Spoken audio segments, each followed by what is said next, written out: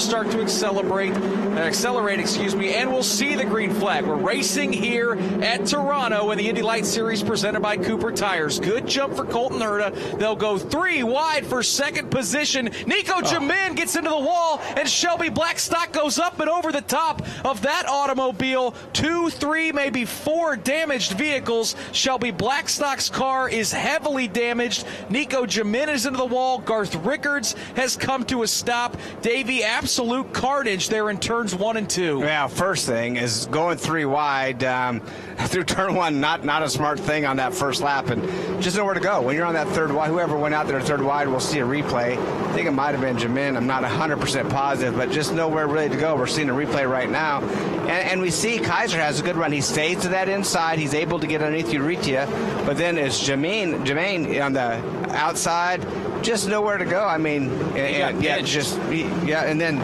Blackstock had no choice. I mean, he hit the wall, slowed down, and Blackstock was right behind, nowhere to go. So Jermaine just, there's nowhere to go when you're 3 wide in that first corner. Yeah, Mark Janes, a tough way for the Frenchman driver Nico Jamin's day to end.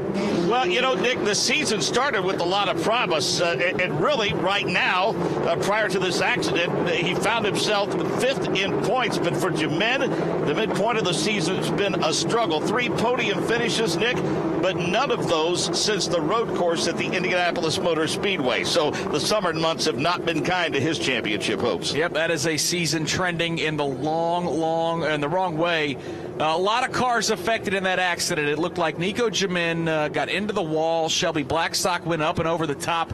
Juan Pedro Hita got some damage. The 22 of Neil Alberico was actually carrying the front wing of Shelby Blackstock's machine back onto pit lane. Garth Rickards is there for service. And Jim Murphy, to make things a little worse, you say you're feeling some raindrops down there on pit lane here at Toronto. I'm going to let you listen.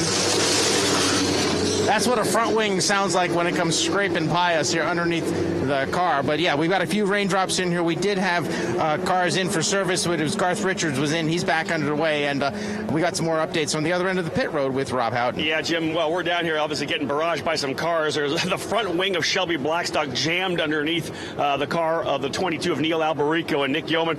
Just a rough weekend all around for the driver who has been the most dominant thus far in this last couple of races. Mateus Lace back into pit lane. He had to need to make a wing change as well. So trouble for all 3 Carlin cars. Good Lord, what a rough opening lap for Trevor Carlin's organization.